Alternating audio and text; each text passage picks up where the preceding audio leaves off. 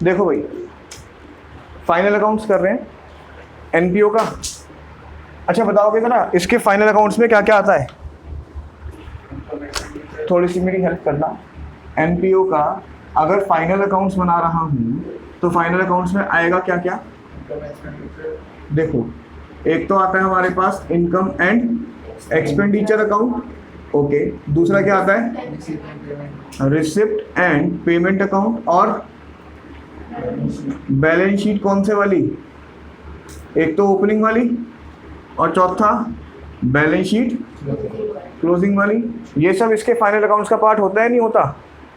होता है। अच्छा जी, अब हमें वो क्या करेगा, हमें इनमें से कोई एक चीज़ दे देगा। कितनी चीज़ें दे देगा हमें इसमें से? गुड मॉर्निंग बेटा। हमें इसमें से कोई एक चीज़ दे देगा और फिर हमें क्या करना पड़ेगा, हमें बाकी की 3 चीज़ें बनानी पड़ेंगी। जनरली वो क्या करेगा, हमें रिसिप्ट एंड पेमेंट अकाउंट दे देगा। कौन सा अकाउंट दे देगा? Receipt and payment account. बेटा एक काम करो ना, जल्दी से योगिता बैठ जाओ। हाँ लिया लिया, कोई नहीं। हमें वो कौन सा अकाउंट देगा generally? Receipt and payment account. और कुछ बातें एक्स्ट्रा बता देगा, यानी कि हमें कौन कौन से अकाउंट बनाने बेटा? Income and expenditure, balance sheet opening और बैलेंस शीट क्लोजिंग। पक्का? अच्छा जी, स्टार्ट करते हैं। तुम भी मेरे साथ स्टार्ट करो। एक फॉर्मेट बनाऊंगा अपने पास यहाँ पे, इनकम एंड एक्सपेंडिचर अकाउंट का। शॉर्ट में लिख दूं, समझ जाओगे ना? कोई दिक्कत तो नहीं है ना? सबने एक ना एक बार तो पढ़ी रखा है एनपीओ? बिल्कुल ही नहीं पढ़ा? ये भी नहीं पता इनकम एक्सपेंडिचर अकाउंट वगैरह होता है इसके अंदर, सब्सक्रिप्शन वगैरह। इनकम एक्सपेंडिचर अकाउंट, अच्छा जी। और क्या बनेगा हमने देखा? एक बनेगा हमारे पास, क्वेश्चन कौन सा बोला मैंने करने के लिए देखने में?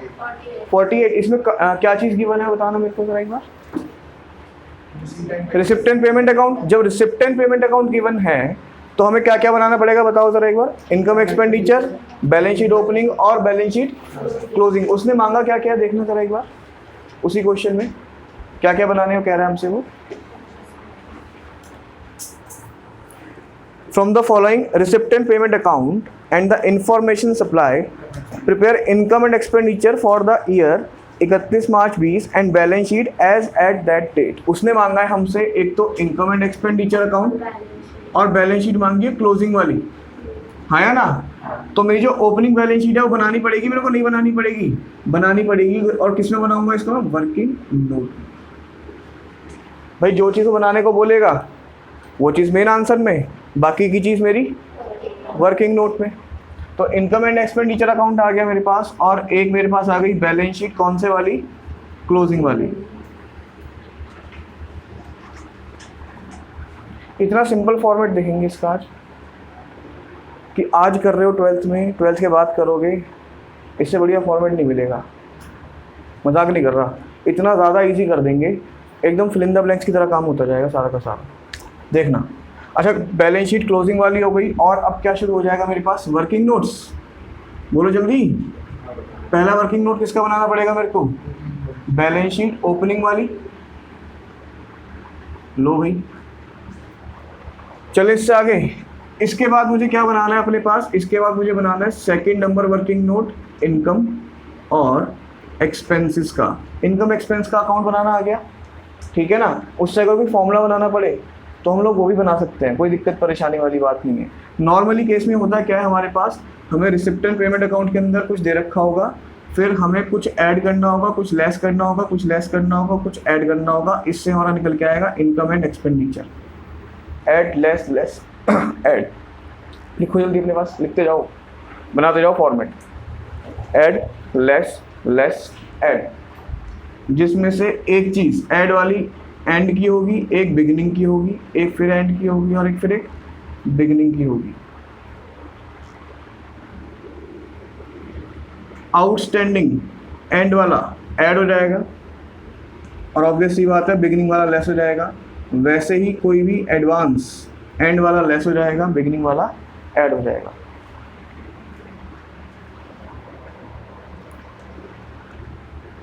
उसके बाद मुझे बनाना पड़ेगा अपने पास तीसरा वर्किंग नोट एसेट्स का।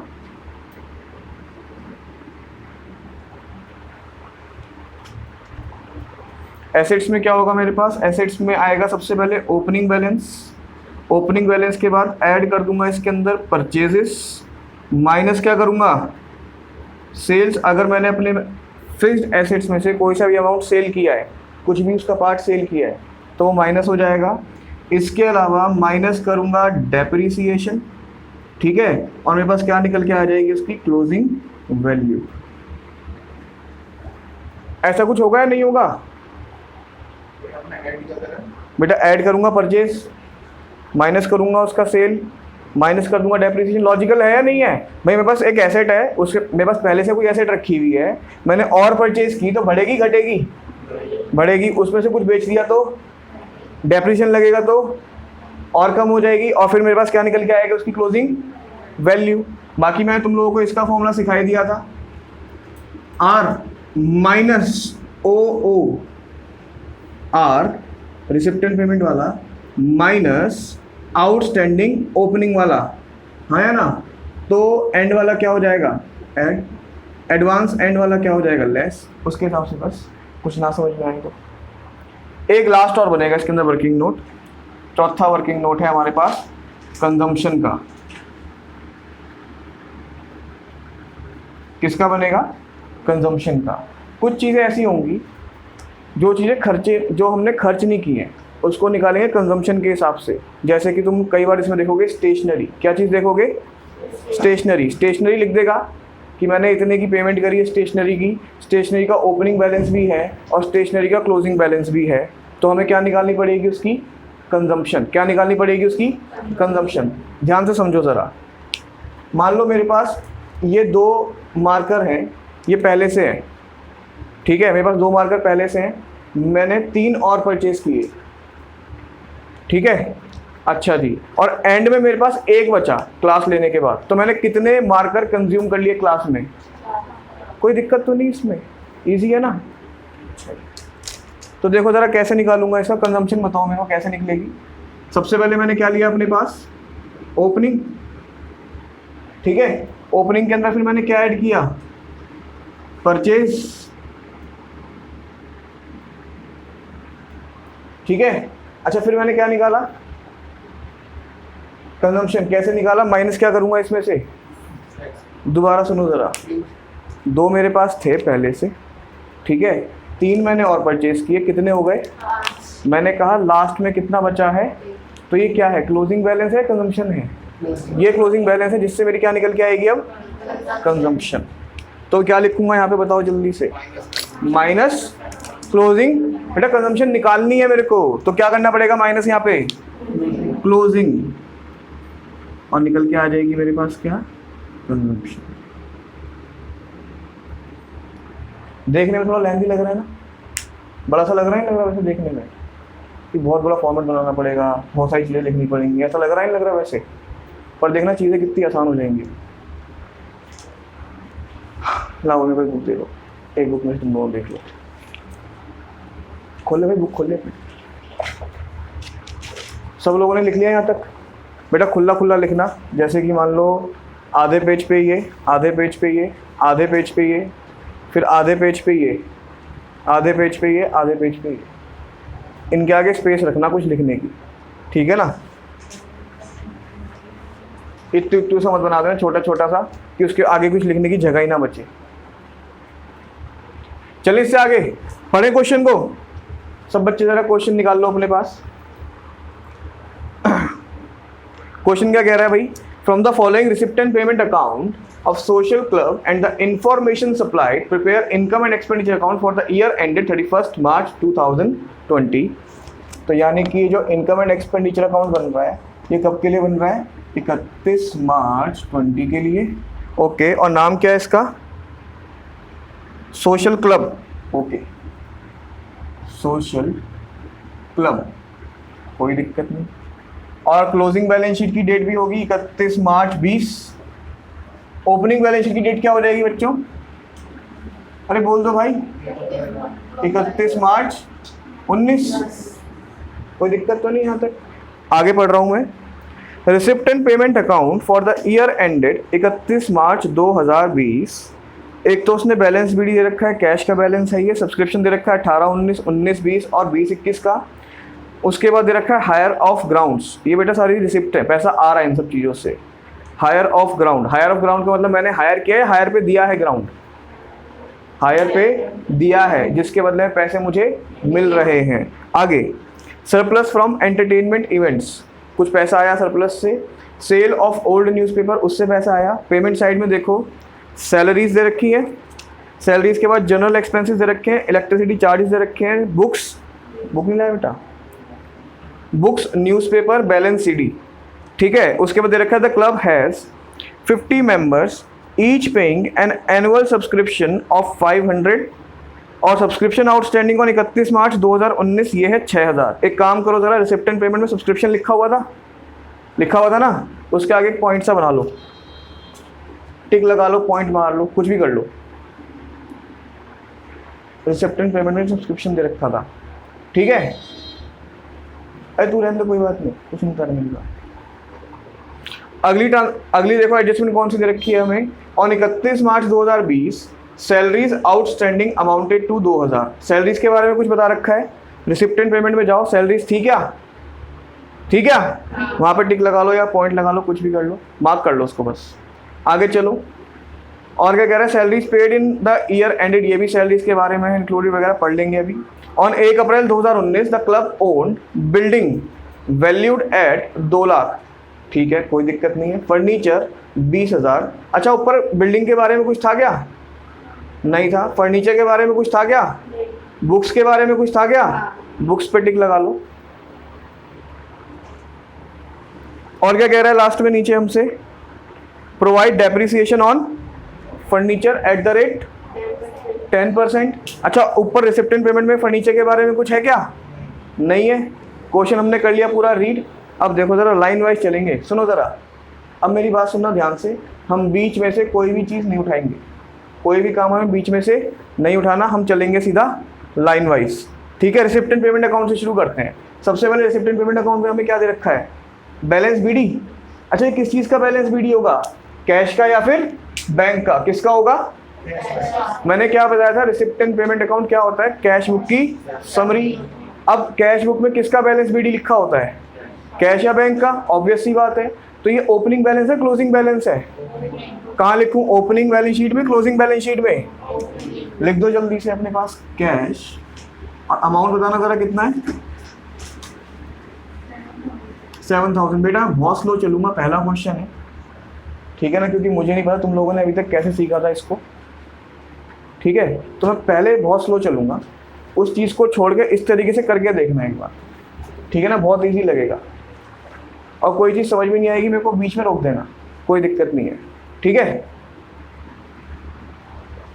कैश 7000। उसके बाद क्या दे रखा है भाई हमें, सब्सक्रिप्शन दे रखा है, सब्सक्रिप्शन। अच्छा एक बात बताओ, सब्सक्रिप्शन को हमने टिक किया था, सब्सक्रिप्शन हमारे लिए इनकम होता है, तो क्या उसका वर्किंग नोट बनाना पड़ेगा, क्या बनाना पड़ेगा, सब्सक्रिप्शन। नो, मैंने लिख दिया यहाँ पे सब्सक्रिप्शन लिख दिया, वर्किंग नोट के अंदर ब्रैकेट में लिख दिया इनकम।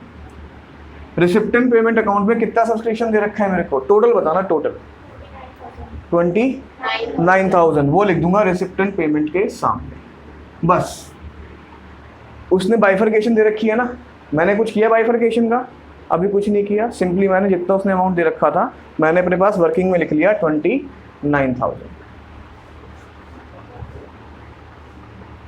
इनकम एक्सपेंस के साथ मैंने बराबर में लिखा सब्सक्रिप्शन, इनकम, और रिसिप्ट एंड पेमेंट के सामने लिखा 29,000, ठीक है बेटा, लिख लिया सब लोगों ने। चलो इससे आगे, क्या नाम है बेटा, भूलिए, मानसी, प्राची, सॉरी प्राची, लिख लिया। चलो भाई आगे चलते हैं, अगला क्या दे रखा है हमें, हायर ऑफ ग्राउंड्स। अच्छा, इस पर टिक लगा हुआ है क्या, ये तो नॉर्मल इनकम है अपनी, तो इनकम कहाँ जाएगी बताओ जल्दी से, इनकम एंड एक्सपेंडिचर। अच्छा सुनो जरा, इसी से ही सीख लेते हैं, यहीं से सीख लेते हैं कि एक होता है नॉर्मल रिवेन्यू, एक होता है कैपिटल रिवेन्यू। कैपिटल रिवेन्यू कौन सा होता है, ऐसी इनकम जो कभी कभार हो रही है, कैसी इनकम जो कभी कभार हो रही, रेयरली होती है, उस इनकम को बोले कैपिटल इनकम, उसको कैपिटलाइज करते हैं। पर जो ऐसी इनकम जो बार बार होगी, होती जाएगी, ठीक है ना, वो होती है हमारी नॉर्मल इनकम, उसको नॉर्मल इनकम मानते हैं। कहाँ लिखते हैं उसको हम, इनकम एंड एक्सपेंडिचर में। अच्छा मुझे बताओ, हमने ग्राउंड हायर पे दिया, किसी को रेंट पे दिया एक तरीके से, उससे पैसे लिए, ये नॉर्मल इनकम है या फिर कभी कभार होने वाली? तुम अपना ग्राउंड मत सोचना, एक एनपीओ जिसके पास ग्राउंड है शायद उसका काम ही ये होगा, तो उसके लिए नॉर्मल बात है या फिर कभी कभार वाली बात है? नॉर्मल बात है। तो कहाँ पे आना चाहिए ये? इनकम एक्सपेंडिचर में किस तरफ लिखूँ, डेबिट में क्रेडिट में? डेबिट में या क्रेडिट में? क्रेडिट में। हायर और ग्राउंड्स कितने अमाउंट है बेटा? 14,000। बेटा जिसको भी समझ में ना आए मेरे से वही पूछ लेना, बहुत स्लो चल रहा हूँ मैं, बहुत ज़्यादा स्लो। आगे अगला पॉइंट क्या दे रखा है? हमने कोई एंटरटेनमेंट इवेंट किया, ठीक है ना, जिसमें से हमें कुछ बचा। सरप्लस का मतलब क्या होता है बेटा? बचा। क्या होता है सरप्लस का मतलब? ठीक है, इसका मतलब ये सिर्फ रिसिप्ट नहीं है, ये एडजस्टमेंट है। किसकी एडजस्टमेंट है? रिसिप्ट माइनस जो हमारे खर्चे हुए होंगे। समझ में आ रही है बात? अगर सरप्लस लिखा है इसका मतलब क्या है कि मैं अपनी इनकम में से ऑलरेडी एक्सपेंसेस को माइनस कर चुका हूँ, ठीक है ना, ये बचा हुआ पार्ट है। अच्छा ये भी मेरे प्रॉफिट का है, इनकम का है, कहाँ पे जाएगा बेटा ये? इनकम एंड एक्सपेंडिचर में। सरप्लस फ्रॉम क्या लिखा हुआ बेटा? Entertainment event. कितना अमाउंट है? बोल दो भाई। 8,000।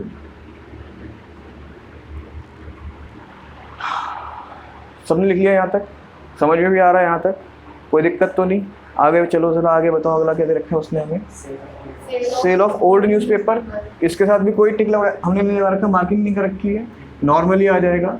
Cell of old newspaper short में लिख दिया मैंने। अमाउंट बताओ जरा कितना है? कितना? 2,000। अच्छा जी, जब सब लोग कर लेंगे एक बार मेरे को बताना, फिर मैं इससे आगे चलता हूँ भाई। यहाँ तक कोई दिक्कत? अभी तक हमने कोई दिमाग लगाया या फिर सिर्फ फिल इन द ब्लैंक्स है ये अभी तक के लिए?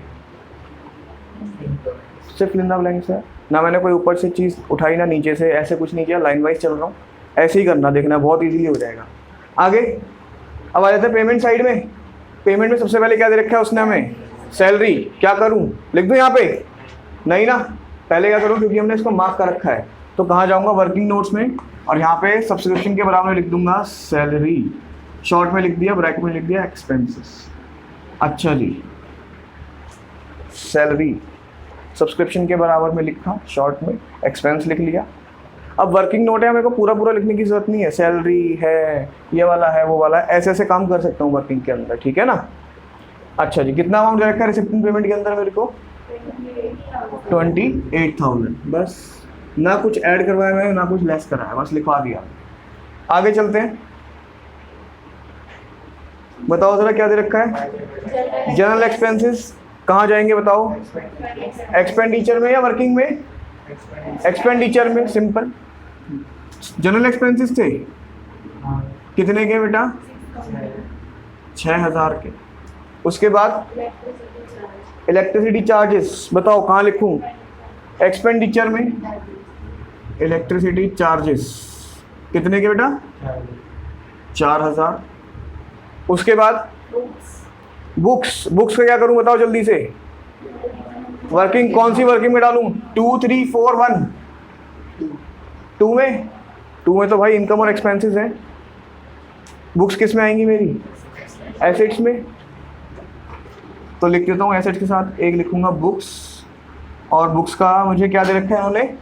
बेटा रिसिप्टेंट पेमेंट में दे रखा है, तो बताओ वो ओपनिंग है, परचेज है, सेल है, क्या है? अगर मेरे को रिसिप्टेंट पेमेंट में दे रखा है और वो कह रहा है मैंने पेमेंट की बुक्स के लिए, तो ये इनमें से क्या चीज़ हो रही होगी? जब भी आप पेमेंट करते हो बुक्स के लिए तो बुक्स क्या हो जाती हैं? वो उसका ओपनिंग बैलेंस होता है, परचेज होता है, सेल होता है।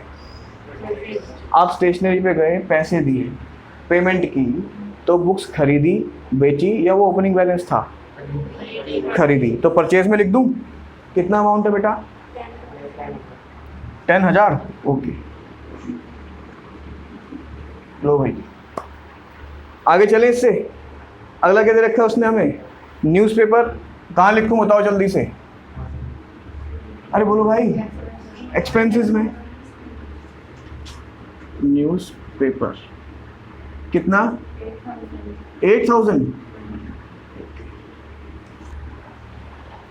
आगे बैलेंस शीट, किसका बैलेंस शीट होगा ये? कैश का। क्लोजिंग है ओपनिंग है? तो कहाँ लिखूं इसको? क्लोजिंग बैलेंस शीट में। सिंपल सी बात है, लिख दो भाई कैश कितना है क्लोजिंग का 4,000। अभी तक किसी को कोई तकलीफ हुई? प्राची कोई दिक्कत लगी या सिंपल लगा? अभी तक सिंपल था। हमने रिसिप्टेंट पेमेंट अकाउंट खत्म भी कर दिया, आगे चलते हैं। एडजस्टमेंट करनी रह गई, वो भी बस ऐसे ही सिर्फ लंदा बैलेंस के साथ सॉल्व हो जाएंगी। सबसे पहली एडजस्टमेंट कौन सी है मेरे को बताओ जरा? सब्सक्रिप्शन की। सब्सक्रिप्शन के बारे में हमसे क्या कह रहा है वो? 50 मेंबर। एक बुक दिखा, उसको देता हूँ, उसके पास बुक ही नहीं है। नालायक बुक लेके आएगा। क्या कह रहा है वो हमसे सब्सक्रिप्शन के बारे में? द क्लब हैज कितने मेंबर्स हैं? 50 मेंबर्स हैं। और क्या बता रहा है वो हमें आगे? एक बंदे से कितने पैसे लेता हूं मैं? 500। बताओ जरा, वर्किंग में जाना चाहिए ना सब्सक्रिप्शन की लेता हूं हमें। सब्सक्रिप्शन की वर्किंग पे आ जाओ जरा। ये जो इसने बताया 50 मेंबर है, 500 लूंगा, वो इसमें से कहाँ लिखूं? इनकम एक्सपेंडिचर में, हाँ या ना? जल्दी बोलो भाई। 50 मेंबर है, मुझे हर एक मेंबर से 500 मिलने चाहिए। उसने बोला मिले नहीं। कितने आउटस्टैंडिंग पिछले के थे, आगे के थे, कुछ ऐसा बोला उसने? उसने क्या बताया? इतने पैसे मुझे मिलने चाहिए, इस साल की इतनी इनकम मुझे रिकॉर्ड करनी चाहिए। तो यानी वो यहाँ पे लिखा जाएगा इनकम एक्सपेंडिचर के साथ या नहीं लिखा जाएगा? कितना अमाउंट आएगा बताओ जरा मेरे को एक बार। 50 इंटू में 500, 25,000 लिख लो। बस लिखता जाऊंगा यहीं पे, और कुछ नहीं। आगे और क्या कह रहा है हमसे वो? आउटस्टैंडिंग सब्सक्रिप्शन ऑन 31 मार्च 19 वर 6,000। कह रहा है कि 31 मार्च 2019 को 6,000 था आउटस्टैंडिंग। ये बताओ ओपनिंग का आउटस्टैंडिंग है या क्लोजिंग का आउटस्टैंडिंग है? ध्यान से पढ़ो जरा, डेट पढ़ो फिर बताओ। ओपनिंग का है आउटस्टैंडिंग, क्लोजिंग का है? ओपनिंग का है। तो कहाँ पे लिखूं इसको? लेस वाले कॉलम में। आउटस्टैंडिंग बिगिनिंग वाला कितना अमाउंट है बेटा? 6,000। लो मैंने लिख दिया है।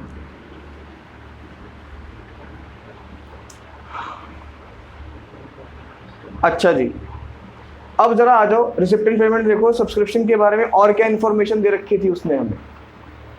उसने कहा था कि भाई ये जो 29,000 रुपये हैं, इसमें से 18-19 का कितना है बताओ जरा?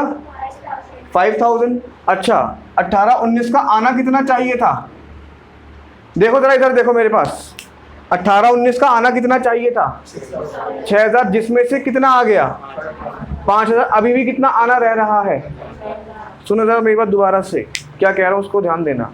उसने कहा कि पिछले साल का 6,000 आना रह रहा था, जिसमें से अभी कितना आ गया? 5,000। अभी भी कितना रह जाएगा? 1,000। क्या वो मेरा अभी भी आउटस्टैंडिंग में आएगा या नहीं आएगा? एंड में आएगा, ओपनिंग में आएगा? सुनो जरा ध्यान से, सुनना मेरी बात ध्यान से। ये ओपनिंग है, ये क्लोजिंग है। मैंने कहा कि 6,000 आने रह रहे थे, ठीक है? इस साल के दौरान मुझे उसमें से 5,000 मिल गए, तो 1,000 अभी भी रह गए। ये कहाँ आने चाहिए? क्लोजिंग में। यानी कि क्लोजिंग के दो पार्ट बनेंगे। कितने पार्ट बनेंगे? 2, जिसमें से एक तो क्लोजिंग के अंदर आएगा पिछले साल वाला आउटस्टैंडिंग जो अभी भी आउटस्टैंडिंग में है, और दूसरा कौन सा आएगा? जो इस साल का आउटस्टैंडिंग होगा। कोई दिक्कत? इतना लॉजिकली सोच सकता हूँ, नहीं सोच सकता? नहीं समझ में आ रहा है इशिता? दोबारा बताऊँ? आ रहा है ना? तो मैंने क्या किया, अभी एंड वाला लिखा नहीं, मैंने एंड वाले के 2 पार्ट कर दिए कि अभी एंड वाले में अभी ओपनिंग का 1,000 और आना है। अच्छा जी, और क्या बताया उसने मेरे को? अभी कह रहा 19-20 का कितना है? 20,000। अच्छा, 19-20 का होना कितना चाहिए? इधर देखो जल्दी से चारू, देखो जल्दी से। 19-20 का होना कितना चाहिए? इस साल की इनकम कितनी होनी चाहिए? मगर मेरी इनकम हुई कितनी है? 19-20 की आई कितनी है अभी मेरे को? 20,000। कितनी आनी रह गई? 5,000। तो क्या वो मेरे आउटस्टैंडिंग एंड में आएगा या नहीं आएगा? बोलो जल्दी से, वो आउटस्टैंडिंग एंड में आएगा या नहीं आएगा? आएगा पक्का, कोई दिक्कत परेशानी? यानी कि आउटस्टैंडिंग एंड में टोटल अमाउंट कितना हो जाएगा भाई? 6000, जिसमें से 1000 पिछले साल का है और 5000 करंट ईयर का है। कॉमन सेंस से लेके चलना है, कोई फॉर्मूला नहीं, कुछ नहीं, ठीक है ना। आगे और भी कुछ दे रखा है, देखो हमने इसमें से 29,000 में से 5,000 सेट कर दिया, 20,000 सेट कर दिया, कौन सा रह गया? सिर्फ 4,000। क्या लिखा है उसने इसके बारे में कि 20-21 का मुझे कितना रिसीव हुआ है? 4,000 इस साल रिसीव हुआ है अगले साल के लिए, ठीक है। ये हो गया मेरा एडवांस। तो ये मेरे क्लोजिंग बैलेंस शीट में शो कर रहा होगा, ओपनिंग में शो कर रहा होगा? मैं ओपनिंग में चला, ओपनिंग में मेरे पास कुछ नहीं था ऐसा, मैं इस साल अभी काम कर रहा हूँ, कोई एक्स्ट्रा पैसे दे गया, अब मुझे उसे नोट करके रखना है, तो वो कौन सी बैलेंस शीट में आएंगे? एंड वाली में या ओपनिंग वाली में? एंड वाली में, पक्का। तो यानी वो हो गया एडवांस एट दी एंड। कितना अमाउंट है बेटा उनका? 4,000। ये लो,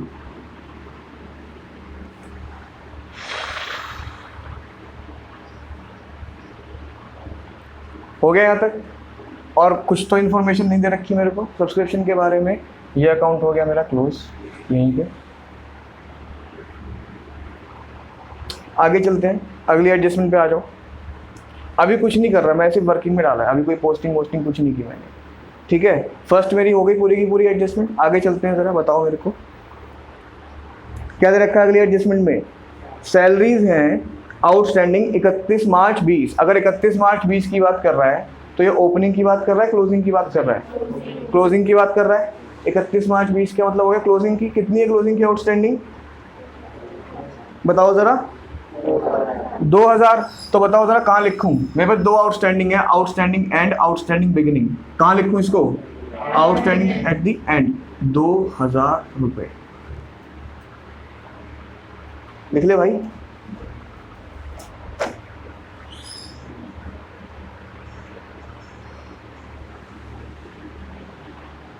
जिसने नहीं लिखा भाई लिख लो एक बार, रुका हुआ हूँ। सबने लिख लिया? चलो इससे आगे। अभी तक कोई घिचपिच तो नहीं हुई ना? सिंपल सिंपल चल रहा है कॉमन सेंस के अकॉर्डिंग। फर्क समझ में आ रहा है भाई? अच्छा जी, आगे क्या लिखा हुआ उसके बारे में, सैलरी के बारे में?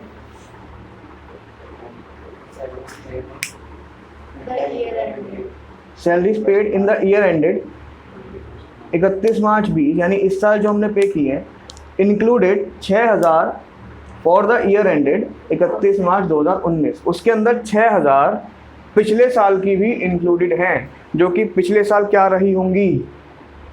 आउटस्टैंडिंग। सिंपल सी बात है, तो उसको लिख दूं आउटस्टैंडिंग। कहाँ गया? बिगिनिंग में कितना था भाई? 6,000। और कोई इन्फॉर्मेशन है मेरे पास सैलरी से रिलेटेड? रिसिप्टेंट पेमेंट अकाउंट में भी कोई बाइफर्केशन नहीं था, बस। तो बताओ ज़रा यहाँ पे कितना अमाउंट आ जाएगा? 28 + 2 30 - 6 24,000। लो भाई, आगे चले अगली एडजस्टमेंट पे। चलो ज़रा आगे क्या कह रहा है वो हमसे। ऑन 1 अप्रैल 2019, यानी कि ओपनिंग की बात कर रहा है, क्लोजिंग की बात कर रहा है? ओपनिंग की। क्या बता रहा है वो? बिल्डिंग। एक हमारे पास बिल्डिंग है, कहाँ लिखूँ इसको? एसेट्स में, थर्ड में, सेकंड में या फोर्थ में? थर्ड में बिल्डिंग है भाई, ठीक है लिख देते हैं। बिल्डिंग कितने की भाई ओपनिंग? 2 लाख की। आगे फर्नीचर भी यही लिख दूं ओपनिंग में? फर्नीचर कितने का है? 20,000। आगे बुक्स हैं 20,000 की ओपनिंग में। लो भाई लिख दी। फर्नीचर भी 20,000 का था, बुक्स भी 20,000 की हैं। ओके, आगे कह रहा है वो हमसे, अगला पॉइंट पढ़ो। फर्नीचर पे डेप्रीसिएशन लगाना है, लगाए थे। कितना डेप्रीसिएशन लगाना है? कितना हो जाएगा 20,000 का 10%? 2,000। तो 2,000 नेगेटिव। और कोई एडजस्टमेंट बची है हमारे पास? खत्म। कंजम्पशन कुछ थी ही नहीं, मतलब ऐसी कोई आइटम दी नहीं इसने कंजम्पशन वाली मेरे को। कराओ ज़रा सॉल्व। पहले बुक्स को सॉल्व कर लेते हैं। बुक्स 20,000 की थी और परचेज की 10,000 की। अब कितने की हो गई? 30,000 की। बिल्डिंग 2 लाख की थी और कोई एडजस्टमेंट नहीं है, अब बिल्डिंग कितने की है भाई? 2 लाख की। फर्नीचर 20,000 का था जिस पर डेप्रिसिएशन लग गया 2,000 का, कितने का रह गया फर्नीचर? 18,000। क्या मैं सारी एडजस्टमेंट कर चुका हूँ या नहीं कर चुका? वो भी मेरे सिर्फ एक पहले वाले फॉर्मेट से। क्या मेरे को हर एक के लिए अलग अलग फॉर्मेट बनाना पड़ा, सोचना पड़ा, या सिर्फ मैं फिलअप करता गया चीज़ों को? सिर्फ फिलअप किया है हमने। हाँ भाई कुछ पूछना है? हाँ भाई करा। ये जो सब्सक्रिप्शन की अपनी डायरेक्ट अमाउंट निकाल लेंगे, हाँ, अपनी वर्किंग नोट की बनाना। ओपनिंग और क्लोजिंग के लिए, ठीक है ना? मैं वही तो कह रहा था, अगर मैं सिर्फ इनकम एक्सपेंडिचर कराता फिर तो ईजी हो जाता, मगर कुछ चीज़ें ऐसी होती हम जो छोड़ देते। सिर्फ इनकम एक्सपेंडिचर बना रहे होते तो आउटस्टैंडिंग और एडवांस वाली कुछ चीज़ें हम छोड़ देते, जो कहाँ जानी थी? ओपनिंग बैलेंस शीट में और क्लोजिंग बैलेंस शीट में। इसलिए मैंने बता दिया एक साथ, ठीक है ना? अच्छा जी, अब कुछ रहा तो नहीं? अब बस डालते जाओ करते जाओ। रिसिप्टेंट पेमेंट में 29 सब्सक्रिप्शन, हमें कुछ नहीं करना। आगे चलते हैं। आउटस्टैंडिंग है एंड वाला 6,000 सब्सक्रिप्शन आउटस्टैंडिंग। एसेट्स में जाएगा लायबिलिटीज में जाएगा? एसेट्स में। ये कौन सा है, ओपनिंग का या एंड का? एंड का। तो एंड वाली बैलेंस शीट में लिखूं? लो भाई, आउटस्टैंडिंग सब्सक्रिप्शन कितना है? 6,000 रुपये। मुश्किल है?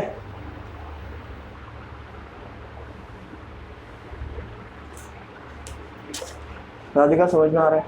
कोई दिक्कत तो नहीं? उसके बाद क्या दे रखा है उन्होंने हमें? आउटस्टैंडिंग बिगिनिंग का कितना है? 6,000। कहाँ पे लिखूं इसको? ओपनिंग बैलेंस शीट में। आउटस्टैंडिंग सब्सक्रिप्शन 6,000 लिख लिया भाई। उसके बाद क्या दे रखा है अपने को? बोलो भाई, बोला करो थोड़ा सा, सुबह सुबह आए हो, थोड़ी एनर्जी रखा करो। एडवांस दे रखा है एंड का बिगिनिंग का? एंड का कौन सी बैलेंस शीट में जाएगा या इनकम एक्सपेंडिचर में जाएगा? लायबिलिटीज में जाएगा, वो भी क्लोजिंग बैलेंस शीट के अंदर। एडवांस की इनकम है मेरी, लिख देते हैं भाई। लो, एडवांस सब्सक्रिप्शन क्लोजिंग में कितना? 4,000। और बिगिनिंग का एडवांस है ही नहीं तो उसको हम लिखेंगे ही नहीं, सिंपल। किसी को कोई दिक्कत ऐसे ऐसे पुटअप करने में?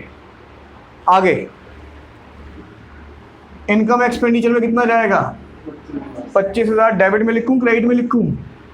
इनकम है, कहाँ लिखूं? क्रेडिट में। सब्सक्रिप्शन कितना है? 25,000।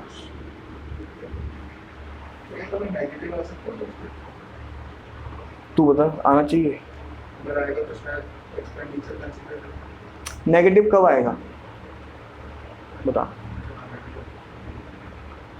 नेगेटिव आएगा कब? जब मैं दे रहा हूँ, मेरे को तो रिसीव करना है। कोई चीज़ रिसीव करनी है वो नेगेटिव में हो सकती है? आगे चलें इससे। अच्छा, इजी था क्या? क्या किया? रिसिप्टेंट पेमेंट अकाउंट उन्होंने बना के दे रखा है, उसका फिलअप मेरे को नहीं करना। बिगिनिंग का आउटस्टैंडिंग दे रखा है, सॉरी एंड का आउटस्टैंडिंग दे रखा है, एंड में डाल दिया। बिगिनिंग का आउटस्टैंडिंग दे रखा है, बिगिनिंग में डाल दिया। एंड का एडवांस रखा है, एंड में डाल दिया। अगर कोई बिगिनिंग का एडवांस होता बिगिनिंग में डाल देता। फिर उसके बाद इनकम एक्सपेंडिचर वाला अमाउंट है वो इनकम एक्सपेंडिचर में डाल दिया। ऐसे ही मुझे सैलरीज का करना है, पर ध्यान रखना ये इनकम थी, ये क्या है मेरे पास? एक्सपेंस। अच्छा, रिसिप्टेंट पेमेंट वाला अकाउंट भी मैं डालूंगा क्या? अमाउंट डालूंगा क्या मैं? नहीं। आगे चलते हैं। आउटस्टैंडिंग है एंड में, एंड यानी कि क्लोजिंग ओपनिंग? क्लोजिंग वाली। आउटस्टैंडिंग है क्लोजिंग में, कितना अमाउंट है बेटा? 2,000। अच्छा एक बात बताओ, लायबिलिटीज में लिखूं एसेट्स में लिखूं?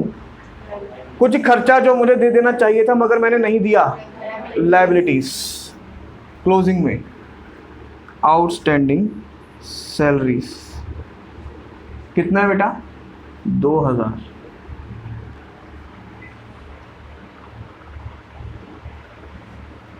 आगे चलते हैं। आउटस्टैंडिंग बिगिनिंग लिख दूं ओपनिंग बैलेंस शीट में? आउटस्टैंडिंग सैलरी कितना है बेटा? 6,000।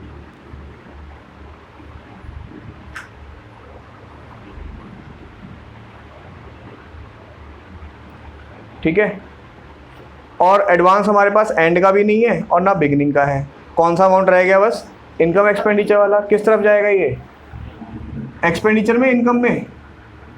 सैलरीज का अमाउंट है एक्सपेंडिचर बेटा हमें एनपीओ की नजर सोचना है, एम्प्लॉयज की नजर से नहीं। कहाँ पे जाएगा? सैलरी का अमाउंट एक्सपेंस में लिख दो भाई जल्दी से, सैलरीज। एनपीओ होने के नाते मैं सैलरीज देता हूँ, लेता नहीं हूँ सैलरीज। कितना हो गया? 24,000। चले इससे आगे। ये तो हो गया हमारे पास दोनों चीजें। अब आते हैं एसेट्स के अंदर। एसेट्स का मुझे दे रखा है ओपनिंग बैलेंस बुक्स का ओपनिंग बैलेंस कहाँ जाएगा? ओपनिंग बैलेंस शीट में, एसेट साइड में। बुक्स कितने की है बेटा? 20,000। फिर दे रखा है परचेज। ये परचेज हमने कहाँ से लिया था? रिसिप्टेंट पेमेंट से। इसको भी पुट करना पड़ेगा क्या मेरे को? जल्दी बोलो। नहीं ना। सेल्स भी कहाँ शो होंगी? रिसिप्टेंट पेमेंट में, तो उसे ही पुट करना पड़ेगा मेरे को? नहीं। पर अगर कोई प्रॉफिट एंड लॉस बता रहा होता तो मैं बुक कर लेता अपने पास। समझ रहे हो? सेल परचेज का टोटल अमाउंट नहीं लूंगा, वो तो रिसिप्टेंट पेमेंट में मिलेगा एसेट्स का। पर अगर कोई प्रॉफिट या फिर लॉस होता तो मैं उसको अपने पास इनकम या फिर एक्सपेंडिचर में बुक कर लेता। कोई दिक्कत तो नहीं। यहाँ पे ऐसा कुछ नहीं है। तो फिर आगे चलते हैं। और लास्ट में उसने डेप्रिसिएशन भी दिया, क्लोजिंग वैल्यू दी है उसने मेरे को। क्लोजिंग वैल्यू कितनी है? 30,000। कहाँ पे लिखूँ? क्लोजिंग बैलेंस शीट में, एसेट साइड में, बुक्स के नाम से 30,000।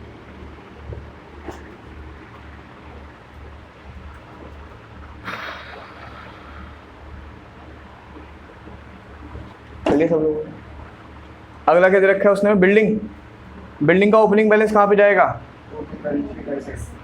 ओपनिंग बैलेंस शीट एसेट्स में। बिल्डिंग कितना है? 20,000, सॉरी 2 लाख। ना परचेज है, ना सेल है, ना डेप्रिसिएशन है, सिर्फ क्या रह गया हमारे पास? 2 लाख का क्लोजिंग बैलेंस। वो कहाँ जाएगा? क्लोजिंग बैलेंस शीट में। कितना आएगा भाई? 2 लाख।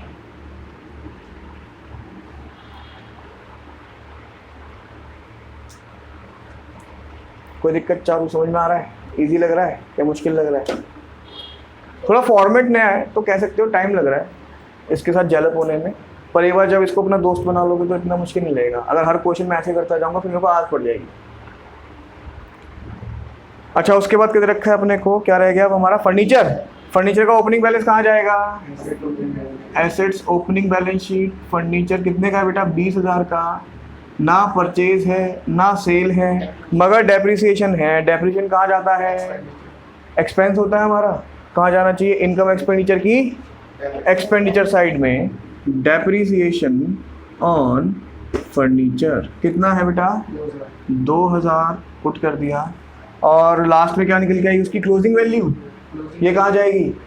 क्लोजिंग बैलेंस शीट में, एसेट साइड में, फर्नीचर के नाम से 18,000। ये भी हो गया। कंजम्पशन हमारे पास कुछ भी नहीं है। कुछ बचा क्या? पक्का सब कुछ पुट हो गया अपने आप? अच्छा जी। ओपनिंग बैलेंस शीट को सबसे पहले क्लोज करूंगा, जिससे मेरे पास क्या निकल के आएगा? Capital fund. क्या निकल के आएगा बेटा? कैपिटल फंड निकल के आएगा बैलेंसिंग फिगर से। ये कैपिटल फंड जाएगा क्लोजिंग बैलेंस शीट में, ठीक है, वो भी इनर कॉलम में। उसके बाद किसको करना है सॉल्व? मेरे को फिर करना है इनकम एंड एक्सपेंडिचर को। यहाँ से क्या निकल के आएगा मेरे को? सरप्लस या फिर डेफिसिट। मान लेता हूँ फिलहाल के लिए सिर्फ कि सरप्लस निकल के आ रहा है। ये सरप्लस कहाँ जाएगा बेटा? ये सरप्लस भी जाएगा कैपिटल फंड के अंदर, ऐड हो जाएगा इनर कॉलम में। फिर अमाउंट आ जाएगा दोनों का आउटर कॉलम में, और बस फिर दोनों हो जाएंगे मैच। ये सबसे करेंगे लास्ट में क्लोजिंग वाली बैलेंस शीट। सबसे पहले किसको करना है? ओपनिंग वाली को करो जरा, बताओ मेरे को। एसेट साइड का टोटल कितना आ रहा है? 7 और 6 13, 13 और 20 33, 2 33 और 2 53। 243 आ रहा है। 7 और 6 13, 13 और 20 33, 33 और 20, 253 तो आएगा। मतलब मेरी मैथ्स कमज़ोर है तो तुम लोग ऐसे करोगे मेरे साथ। 253,000 में से गए 6,000 तो कितना बचा? 247। देखना बेटा जरा, ओपनिंग कैपिटल फंड इतना ही आ रहा है इनका। आंसर में चेक करो, ओपनिंग कैपिटल फंड इतना ही है इनका, है सही है। और ये कहाँ जाएगा हमारा ओपनिंग कैपिटल फंड? क्लोजिंग में कैपिटल फंड। इधर ध्यान, क्लोजिंग बैलेंस शीट के अंदर आएगा, इनर कॉलम में लिख दो जल्दी से 247,000 इनर कॉलम में लिखना भाई। उसके बाद कौन सा अकाउंट क्लोज करना है अपने को? Income expenditure. करो ज़रा, ये तो मैंने ऐसे लिख दिया था, पता लगाओ कि सरप्लस है या डेफिसिट है। कौन सी साइड बड़ी लग रही है भाई? मुझे को तो बड़ी लग रही है इनकम साइड। 14 और 8 22, 22 और 2 24, 24 और 25 49,000। इस तरफ का टोटल आ रहा है 49,000 और इस तरफ का भी कर लेते हैं। 6 और 4 10, 10 और 8 18, 18 और 2 20, 20 और 24 44 44। भाई ऑब्वियस सी बात है, हमारी क्रेडिट साइड बड़ी आ रही है, तो सरप्लस निकल के आएगा। कितने का सरप्लस निकल के आएगा बेटा?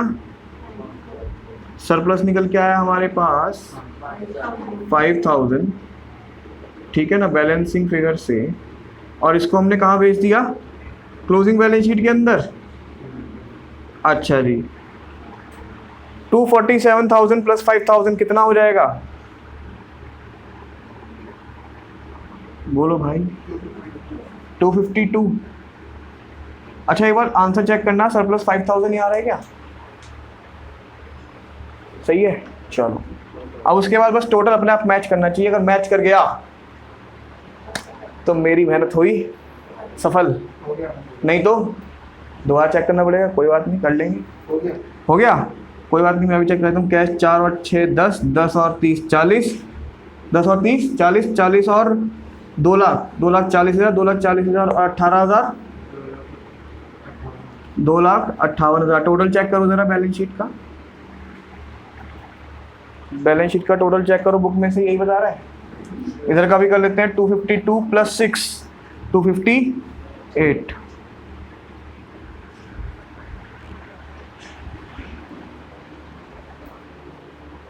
सच दिल पे हाथ रख के बताना, मुश्किल, जितना मुश्किल सोचा था उतना मुश्किल है क्या वैसे? लेंदी पता है मैंने क्या बताया था? मैं अभी बहुत स्लो करा रहा हूँ, बहुत ज़्यादा स्लो। क्यों करा रहा हूँ? क्योंकि ना ये फॉर्मेट मुझे पता है, ये मेरे दिमाग में चल रहा था, ठीक है ना। मैं जल्दी जल्दी इसको फिलअप करके इसको लेजर पोस्टिंग कर सकता हूँ इसकी, ठीक है। पर तुम्हारे लिए बिल्कुल नया था, इसलिए मेरे को तुम्हें बता रहा था कैसे कैसे चीज़ें पुटअप होंगी, इसलिए थोड़ा टाइम लगा है। 2-4 क्वेश्चन करोगे, 10 क्वेश्चन प्रैक्टिस करोगे, अपने आप इस पर हाथ बैठना शुरू हो जाएगा। उसके बाद समस्या ख़त्म। क्यों? क्योंकि अब मुझे हर एक एडजस्टमेंट के लिए कोई अलग से वर्किंग नोट नहीं सीखना। अब जो मेरे एग्जिस्टिंग वर्किंग नोट है, मेरा काम उसी में हो जाएगा। हो जाएगा या नहीं हो जाएगा? हो जाएगा। समझ में आया? सही लगा? कोई दिक्कत परेशानी? राधिका?